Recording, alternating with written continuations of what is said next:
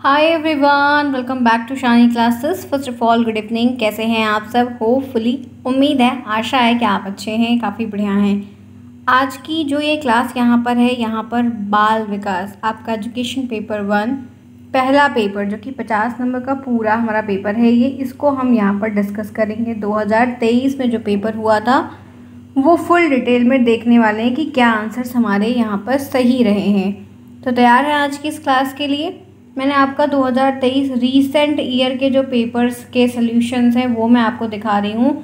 ये आपको हमेशा ध्यान रखना है कि जितने भी रीसेंट ईयर के पेपर्स हैं 100% तो नहीं पॉसिबिलिटी कहेंगे कि वो रिपीट होंगे, बट एक दो क्वेश्चंस ऐसे होते हैं ऑब्जेक्टिव खासकर वो हमें रिपीटेबल दिखते हैं कि वो रिपीट हो रहे हैं, इसीलिए हम पुराने पेपर्स को करना काफ़ी इम्पॉर्टेंट समझते हैं। इसीलिए मैंने जो पीछे से करवाने की सीरीज शुरू की थी वो मैं यहाँ से आपको करवा दे रही हूँ 23 का 22 का, ताकि आप अब स्टार्टिंग क्योंकि समय पेपर से फोकस करना है, चीज़ों को ध्यान में रखना है, तो ये करना काफ़ी नेसेसरी। इतना आपको ध्यान रखना है कि जितने भी पेपर्स होते हैं 50 नंबर्स के हों या 25 के हों, ऑब्जेक्टिव बिल्कुल गलत नहीं करेगा। एमसीक्यूज़ ही ज़्यादा अच्छे तरीके से ध्यान दिया जाता है और चेक किया जाता है, बाकी लिखने वालों पे उतना फोकस नहीं किया जाता है। हाँ, प्रॉपरली लिखिएगा, सही शब्दों में उसे भी ज़रूर करिएगा, लेकिन आपके जो ऑब्जेक्टिव हैं वो ना तो कटपिट होने चाहिए और ना ही गलत होने चाहिए, वो ज़्यादा ध्यान से देखे जाते हैं। 2 घंटे का ये टाइम इंटरवल होगा, आपका 50 नंबर का पूरा पेपर होगा, ध्यान रखिएगा, बहुत ही अच्छे से आपको करना है। तो चलते हैं, डिस्कस करते हैं पूरा पेपर डिटेल में। एमसीक्यूज़ बहुत अच्छे से देखेंगे, क्या चीज़ें इसमें दी गई हैं, पूरा पेपर आपको दिखाऊंगी कि ये चीज़ें आपको इस तरीके से दी गई, इनको देखिए, सीखिए, लर्न करिए, जहाँ पर प्रॉब्लम है उन्हें पूछिए। आप जुड़े हैं मेरे साथ, मैं हूँ शालिनी, सभी का स्वागत है शालिनी क्लासेस में। आपके पुराने पेपर्स हो रहे हैं 2023 के स्टार्टिंग, सभी पेपर्स होंगे, सारे सब्जेक्ट्स के होंगे, सब कुछ होगा, कोई प्रॉब्लम नहीं होगा। कोई प्रॉब्लम होती है टेलीग्राम को ज्वाइन करिए, लिंक भी आपको मिलेगा। इवन आप मुझे कमेंट बॉक्स में पूछिए कि मैम ये समस्या है, ये चीज़ सॉल्व करा दीजिए। ठीक है, आगे बढ़ते हैं। आइए मैं जूम आउट करती हूँ, जैसे पेपर मिला है वैसे करवाने की कोशिश है। क्वेश्चन नंबर पहला, केंद्रीय प्रवृत्ति का मापक नहीं है। आपके चैप्टर में सीडीपी के बाल विकास की बुक में लास्ट में जो है आपको मीन मोड मीडियन जो मैथ में हमने पढ़ा है उसके कुछ प्रश्न आपको वहाँ पर दिए गए हैं। तो यहाँ पर पूछ रहा है कि केंद्रीय प्रवृत्ति का मापक नहीं है, तो मध्यमान नहीं है, प्रसार नहीं है, मध्यांक नहीं है और बहुलक नहीं है। कौन सा ऑप्शन है जो यहाँ पर करेक्ट होगा? एक सिंगल ही ऑप्शन आपका सही है, लेकिन वो राइट आंसर क्या है? तो ध्यान रखिएगा कि केंद्रीय प्रवृत्ति के मापक में नहीं आता है, तो यहाँ पर एक सिंगल ऑप्शन है जो आप सभी को दिख रहा है, जिसका कोई भी यहाँ से इन सब से लेना बिल्कुल भी नहीं है, तो वो है प्रसार।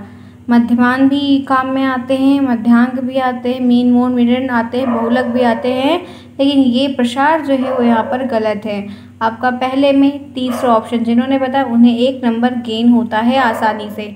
हम आगे बढ़ते हैं, इसी के साथ देखते हैं क्वेश्चन नंबर 2। थॉर्नडाइक ने सीखने से संबंधित मुख्य नियम कितने सिद्धांत दिए हैं? तो थॉर्नडाइक जानते हैं मनोवैज्ञानिक, इन्होंने 2 चीज़ें ली हैं, एक मुख्य दिया है और एक गौण दिया है। ठीक है, तो मुख्य सिद्धांत का जो प्रतिपादन क्या है, वो नंबर ऑफ सिद्धांत कितने हैं? तो क्या वो 5 है, क्या वो 6 है, क्या वो 4 है, क्या वो 3 है? कौन सा ऑप्शन है जो करेक्ट होगा? थॉर्नडाइक ने सीखने से संबंधित मुख्य कितने सिद्धांत का प्रतिपादन किया है, यही बात आपसे पूछी जा रही है।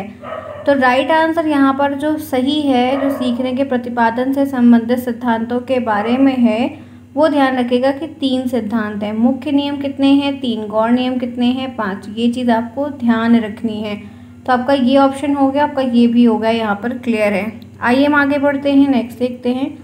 तीसरा यहाँ पर है, नवजात शिशु में हड्डियों की संख्या होती है। जो नवजात शिशु होते हैं उनमें जो हड्डियों की संख्या होती है वो कितनी होती है और क्या होती है? तो वो 100 होती है, वो 270 होती है, 205 होती है, 306 होती है। राइट आंसर क्या होगा? जो न्यूली बॉर्न बेबी होते हैं उनमें जो हड्डियों की संख्या होती है वो क्या होती है? आपके बाल विकास में इस तरीके के भी क्वेश्चन ज़रूर आएंगे, ध्यान रखिएगा। तो राइट ऑप्शन क्या होगा बताइए, बताइए क्या होगा? नवजात शिशु में हड्डियों की संख्या होती है, कितनी होती है?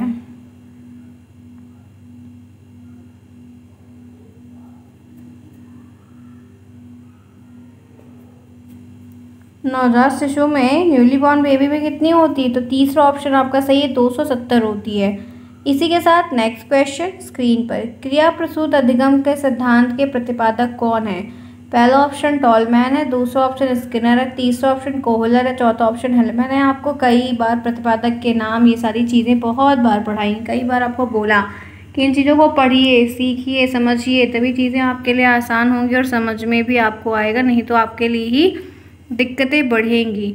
तो क्रिया प्रसूत अधिगम के सिद्धांत के जो प्रतिपादक के बारे में पूछ रहा है वो क्या है, कौन सा ऑप्शन है बताइए? फोर्थ के लिए क्या सही होगा? फोर्थ के लिए क्या सही होगा? क्रिया प्रसूत अधिगम सिद्धांत के प्रतिपादक हैं, कौन है? आपको प्रतिपादक का नाम, सिद्धांत का नाम, ये चीज़ें तो फ्रेंड्स आनी ही चाहिए क्योंकि इनसे प्रश्न हमेशा बनते हैं। तो राइट आंसर स्किनर का है। क्रिया प्रसूत BF स्किनर का है। BF स्किनर का पूरा नाम बुहास फ्रेडरिक स्किनर है। इसी के साथ नेक्स्ट आइए, आपराधिक प्रवृत्ति का सर्वाधिक विकास होता है शैशवावस्था से, किशोरावस्था से, बाल्यावस्था से, प्रौढ़ावस्था से। जो अपराध की प्रवृत्ति है, चोरी करना, झूठ बोलना, मारपीट करना, झगड़ा लड़ाई करना, ये प्रवृत्ति पनपती कब है? इसका डेवलपमेंट किस स्टेज में होता है? शैशवावस्था में बच्चा जो है मार पिटाई करता है? जी नहीं, वो बच्चों का खेल होता है। बाल्यावस्था में भी उतनी समझ नहीं होती है। तो किस अवस्था, बुढ़े होने पे करता है क्या? नहीं। जो किशोरावस्था की अवस्था होती है, इसी में बच्चा जो सही निकलने होते हैं वो सही डायरेक्शन में जाते हैं, जिन्हें गलत निकलना होता है वो गलत हो जाते हैं। तो अपराधिक प्रवृत्ति का सर्वाधिक जो विकास है वो किस में है? तो यहाँ पर फिफ्थ में आपका तीसरा ऑप्शन सही होगा। ये किशोरावस्था जो है वो सही दी गई है, ध्यान रखिएगा। तो फिफ्थ में तीसरा। क्लियर है? समझ में आई? कोई भी प्रॉब्लम, किसी को कुछ भी समझ में आ रहा है बताइए? फिफ्थ में क्या होगा? फिफ्थ में क्या होगा? तो राइट आंसर है फिफ्थ में तीसरा। ठीक है, फिफ्थ में थर्ड होगा।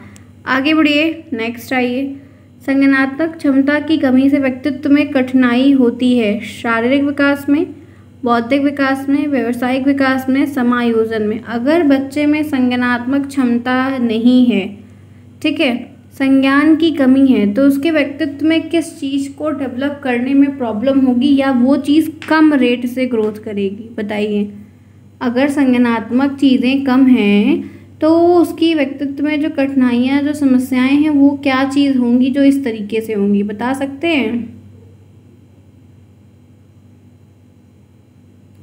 क्लियर कर सकते हैं कि वो क्या चीज़ें होंगी?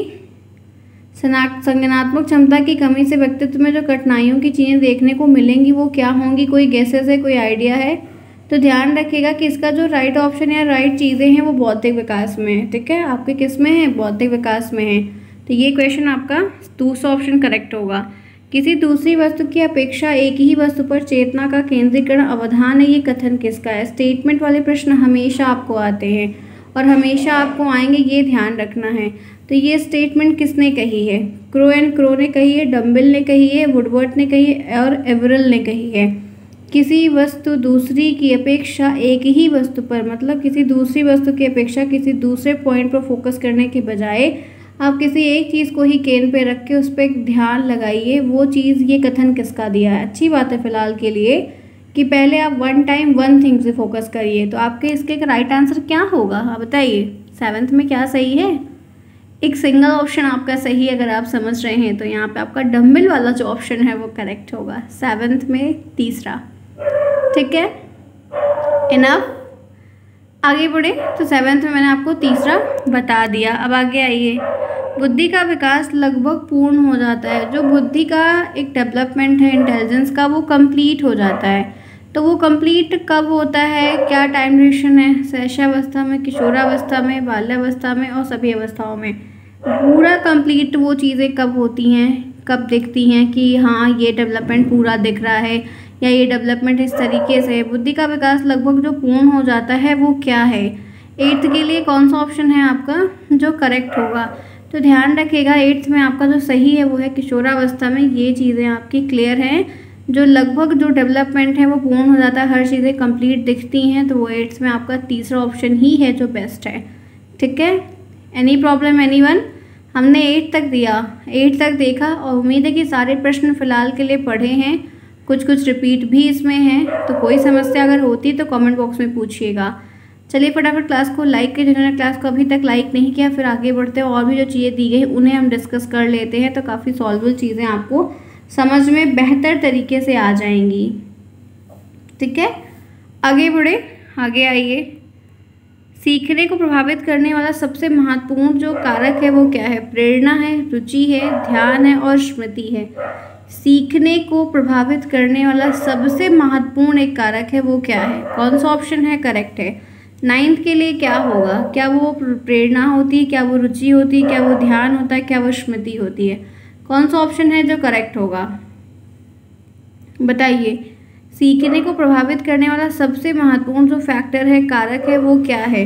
9th के लिए आपका एक ऑप्शन सिर्फ करेक्ट होगा, वो प्रेरणा है जो सबसे महत्वपूर्ण है। 9th में पहला ऑप्शन ही है जो सबसे बेस्ट और करेक्ट है, इतना ध्यान रखिएगा। इसी के बेस पे बहुत सारी चीज़ें सिखाई और बताई जाती हैं जो कि महत्वपूर्ण हैं। हम आगे बढ़ते हैं, इसी के साथ चलते हैं 10th में। बालक के अभिप्रेरणा उत्पन्न करने का प्रमुख जो स्रोत है वो क्या है? उद्दीपक है, आवश्यकता है, रुचि है, उपरोक्त सभी। बच्चे में मोटिवेशन होगा या वो मोटिवेटेड होगा तो बिना आपको कोई और चीज़ कहे वो हर काम को बहुत बेहतरीन तरीके से करेगा। तो वो चीज़ क्या होती? क्या वो दीपक होता है, क्या वो रुचि होती है, क्या वो आवश्यकताएं होती हैं, उपरोक्त सभी। कौन सा ऑप्शन है जो आपका करेक्ट होगा, जिस पे आप ये चीज़ें समझ के काम करेंगे? बालक के अभिप्रेरणा उत्पन्न करने का जो मेन स्रोत है, जो एक मेन रिसोर्स है, वो क्या है बताइए। 10th में क्या है जो एग्जैक्टली सही होगा, ये आपको ध्यान रखना है। कोई प्रॉब्लम किसी को है तो पूछिएगा, उम्मीद है कि सही तरीके से बताएंगे, हर चीज़ कर ले जाएंगे। क्या सही बताइए, 10th में क्या सही है? एक सिंगल ऑप्शन आपका सही होगा 10th में, वो है 4th ऑप्शन, जिसमें रुचि भी बहुत इंपॉर्टेंट है, उद्दीपक भी बहुत इंपॉर्टेंट है, आवश्यकताएं भी हैं, जो ये मेन सोर्स हैं जहाँ पर चीज़ें आपके प्रॉपर वे में आपके काम आएंगी। नेक्स्ट आइए देखते हैं क्वेश्चन नंबर 11 स्क्रीन पर है। आनुवांशिकता का वाहक है RNA, केंद्रक, जीन्स और क्या दिया गया है? सिरा।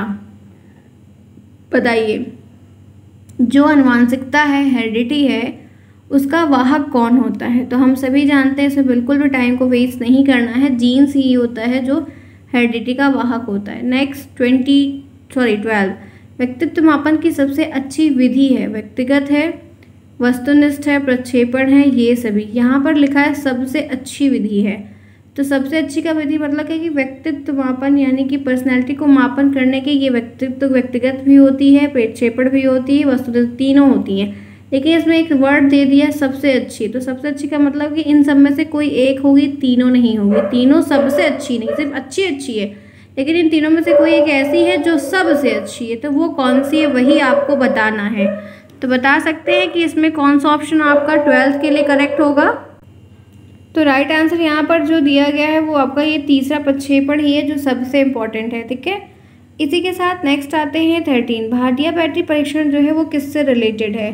अभिरुचि से है, बुद्धि से है, व्यक्तित्व से है, इनमें से कोई नहीं। तो बहुत सारे मापन और परीक्षण के भी जो प्रश्न है वो ध्यान रखिएगा कि क्वेश्चंस आपको लेकर आते हैं, जो कार्डों की संख्या से प्रश्न है उस पर भी टॉपिक्स आते हैं। तो 13 का जो राइट आंसर है वो क्या होगा? एक सिंगल ऑप्शन आपका कौन सा है जो करेक्ट होगा? भाटिया बैटरी परीक्षण संबंधित है, रिलेटेड है, किससे है? तो एक सिंगल ऑप्शन सही है 13 में। तीसरा बुद्धि से रिलेटेड है, बुद्धि से इंटरकनेक्टेड है। ठीक है, जहाँ पर बुद्धि का टेस्ट इन सब में किया जाता है। आगे बढ़िए, क्वेश्चन नंबर 14 है। शिक्षा में सृजनात्मकता का उपयोग किस रूप में किया जाता है? बता सकते हैं, सीखने के रूप में, चिंतन के रूप में, तर्क के रूप में, कल्पना के रूप में। शिक्षा में सृजनात्मकता का प्रयोग किस रूप में करते हैं? बताइए कौन सा ऑप्शन है जो करेक्ट होगा 14 में आपके अकॉर्डिंग? तो यहाँ पर जो एकदम सही है वो है आपका चिंतन। इसका सबसे ज़्यादा प्रयोग किया जाता है चिंतन के रूप में। आगे बढ़ते हैं। पियाजे के अनुसार बालक के संज्ञानात्मक विकास की जो स्थिति है वो क्या है? 2 है, 6 है, 4 है, 3 है। कौन सा ऑप्शन है जो करेक्ट होगा? जल्दी से बताइएगा कौन सा एक ऑप्शन है जो करेक्ट है। तो यहाँ पर ध्यान रखिएगा कि जो संज्ञानात्मक विकास की पियाजे के अकॉर्डिंग स्थितियाँ हैं वो 4 है। चारों का नाम, टाइम, ड्यूरेशन आपको याद होना चाहिए। तो हमने आज की इस क्लास में 15 मिनट की क्लास हुई, 15 में से 15 क्वेश्चंस आपको मैंने करवाए। किसको किसको 15 आउट ऑफ 15 मिला? आज कमेंट बॉक्स में ज़रूर बताइएगा। ठीक है, तो ये रहा 2023 का पूरा पेपर। आइए हम बात कर लेते हैं लघुत्तरीय प्रश्नों की। जरा ये भी देखिए कैसे है, क्या इसमें पूछा जा रहा है। क्वेश्चन नंबर 16, शिक्षक को बाल मनोविज्ञान का ज्ञान क्यों आवश्यक है। आप यहाँ पर ट्रेनिंग ले रहे हैं, आपको ये बाल विकास जो पढ़ाया जा रहा है उससे क्या समझ में आ रहा है। आपको एक बच्चे की रूपरेखा जन्म से लेके बूढ़े होने तक के काल को समझाया जा रहा है, तो आपको समझ में आ रहा है ना कि कैसे तो कैसी परिस्थिति में क्या करना होगा। जब आप ये चीज़ पहले से ट्रेंड होंगे, पढ़े होंगे, एक्सपीरियंस होगा, तभी तो वैसा उस समय अप्लाई कर पाएंगे। इसलिए टीचर को ये सब ट्रेंड किया जाता है डीएलएड में और बीएड में। ठीक है, बाल्यावस्था की 2 प्रमुख विशेषताएं लिखिए, कोई भी लिख सकते हैं। एक तो झूठ बहुत बोलते हैं, ठीक है, ध्यान रखिएगा। और जो है वो क्या कहते हैं, उनके सीखने में जो है ग्रोथ भी देखने को मिलती है, उनकी चीज़ों में स्थिरता भी आती है बाल्यावस्था में। कल्पना की दुनिया से बाहर होते हैं, ये ध्यान रखिएगा। ठीक है, प्रश्न बहुत करते हैं, ये ध्यान रखिएगा। बालक में विस्मृति कम करने के 2 उपाय बताइए। बच्चे जो भूलते हैं, विस्मृति का मतलब भूल जाना, तो उनको दोहराने का काम बताइए और अभ्यास ज़्यादा करवाइए। बीच बीच में उनसे परीक्षाएं करवाइए, तो वो चीज़ें क्या होंगी, उनको याद रहेंगी। ठीक है, रुचि का शैक्षिक महत्व लिखिए। अब रुचि का पढ़ाई में इंटरेस्ट बहुत है, अगर पढ़ाई के में किसी भी सब्जेक्ट में देखो, जो सब्जेक्ट सबसे आसान होता है उसको बार बार पढ़ते हैं, बाकी और सब्जेक्ट को थोड़ा कम पढ़ते हैं, इसलिए आप लोगों की मैथ खराब हो जाती है। तो ये महत्व होता है। तो महत्व क्या है कि जिस भी सब्जेक्ट में अगर आपको रुचि आ जाएगी, आप उसको ज़्यादा इंपॉर्टेंस देंगे, उसको आप ज़्यादा समय देंगे, वो सब्जेक्ट आपको आसान लगने लगेगा, आप उसमें अच्छे नंबर गेन करें। तो ऐसी चीज़ें हम बनाकर बहुत अच्छे से लिख सकते हैं। ठीक है, इन्हें याद करने की ज़रूरत नहीं पड़ती। फिर पूछा है अधिगम स्थानांतरण सब प्रत्यय को समझाइए। अधिगम स्थानांतरण का मतलब कि जैसे आपने क्या करना है, आपने साइकिल चलाना सीखा, तो 2 पहिए की साइकिल होती है, अब 2 पहिए की बाइक भी तो होती है। तो साइकिल चलाना जिन्हें आता है, फिर बाइक भी वो एक बार सब सिखा दो तो सीख जाते हैं। ये होता है यहाँ पर सीखा गया चीज़ यहाँ पर यूज़ हो रहा है। आपने 2 + 2 को जोड़ना 4 सीखा, तो 4 + 6, 6 + 8 भी तो जोड़ सकते हैं। तो यही होता है अधिगम स्थानांतरण। ठीक है, ट्रांसफ़र ऑफ लर्निंग, जहाँ पे आपने पहले कुछ सीखा और आगे भी यूज़ हो रहा है। ठीक है, ठीक है, बात समझ में आई, गॉट इट। नेक्स्ट, तो यहाँ पर है व्यक्तित्व विकास में शिक्षा का प्रसार प्रभावी क्या प्रकार है। बहुत अच्छी बात, आराम से लिखते थे पर्सनालिटी डेवलपमेंट पे। बुद्धि की कोई परिभाषा बताइए, आराम से कर सकते हैं। शैशवावस्था की 2 विशेषताएं, महत्व। देखो ये विशेषताएं, ये विशेषताएं, ये महत्व है, ये परिभाषा देख रहे हैं। उसके पास समायोजन क्या है, फिर एक परिभाषा आपसे पूछिए, अधिगम का अर्थ पूछा जा रहा है। तो ऐसे छोटे छोटे प्रश्न आपको आएंगे, ध्यान रखिएगा। 2-2 लाइन आपको लिखना है। फिर आपको देख सकते हो उदाहरण देकर बताइए, बहुत सारी चीज़ों में आप उदाहरण दे सकते हैं। ठीक है, यहाँ पे शिक्षा, शैशवावस्था में शिक्षा कैसी होनी चाहिए, खेल के द्वारा होनी चाहिए, ताकि बच्चा खेल खेल में बहुत कुछ सीख जाए। बात कर लेते हैं लघुत्तरीय। ये प्रश्न के जो उत्तर है ये मैं आपको अपने आंसर्स दूंगी, क्योंकि सीरीज़ में ऑलरेडी दिए हैं जो कि काफ़ी बड़े और टफ है, आपको दिक्कत हो रही है, ये मैं अपने दूंगी। मैं मॉडल पेपर बना रही हूँ, मॉडल पेपर मेरे अपने रहेंगे और वो पेपर पूरे साल में जो 40 प्रश्न ऐसे रहेंगे, पूरे के पूरे आंसर सहित रहेंगे। बहुत इंटरेस्टिंग तरीके से वो करूँगी, जिसकी शुरुआत में आपको जो शुरुआत है वो नेक्स्ट मंडे से होगी। तब तक मुझे वक्त दीजिए। जहाँ तक है कि हो सकता है कि मैं अगर कर पाऊँगी तो 1-2 दिन में भी कर सकती हूँ, ज़रूर करूँगी। लेकिन पहले मैं चाहती हूँ कि पूरे पेपर्स करा दूँ, तब वो चीज़ करने में काफ़ी बढ़िया रहेगा, ताकि एग्ज़ाम भी नज़दीक होगा और हम अच्छे से पढ़ भी पाएंगे। ठीक है, तो मेरी प्लानिंग भी बहुत सारी है, आप साथ देंगे तो हम ज़रूर करेंगे। आप देख सकते हैं किशोरावस्था में कैसा पढ़ाई लिखाई का होना चाहिए, व्यक्ति विभिन्नता क्या होती है, अवधान क्या है, रुचि क्या है, ये सारी चीज़ें हैं। प्रक्षेपी पक्षे पढ़िए, देखिए ये पूछा गया है, ये आपको नाम रखना होगा। सीखने के वक्र है, जो पठार एक बार ऐसे जाता है फिर ऐसे जाता है। बाल विकास का क्षेत्र क्या है, प्रश्न काफ़ी बढ़िया आया था। तर्क और चिंतन को बताइए कि तर्क की एक परिभाषा, चिंतन की एक परिभाषा बताइए। व्यक्तित्व मापन से प्रश्न बन रहे हैं, परीक्षण और मापन के टॉपिक को 2-3 बार 4 बार पढ़ के जाइएगा। सीखने की बहुत सारी जो विधियां हैं, प्रविधियां आपने पढ़ रखी, वो सब भी। प्रश्न पेपर अच्छा है और उम्मीद है कि ऐसे आपके 2024 में भी आएगा। तो आपको तैयारी अपनी ओर से काफ़ी बेस्ट से बेस्ट करनी, जितना आप कर पाएँ। फिलहाल सभी करते हैं, लेकिन थोड़ा और हार्ड वर्क करिए। ठीक है, तो ये रहा 2023 का पूरा कंप्लीट पेपर का सोल्यूशन। आपको जो लिखने वाले हैं वो मैं क्वेश्चंस वही रहेंगे, आंसर्स मेरे अपने रहेंगे, ताकि मैं आसान तरीके से आपको दिखाऊँ और आप उनको कर लें, और जल्द से जल्द करूँगी। अगर क्लास पसंद आई है तो ज़्यादा से ज़्यादा लाइक करना बिल्कुल नहीं भूलेगा। मिलते हैं नेक्स्ट में, bye bye, keep smiling, take care.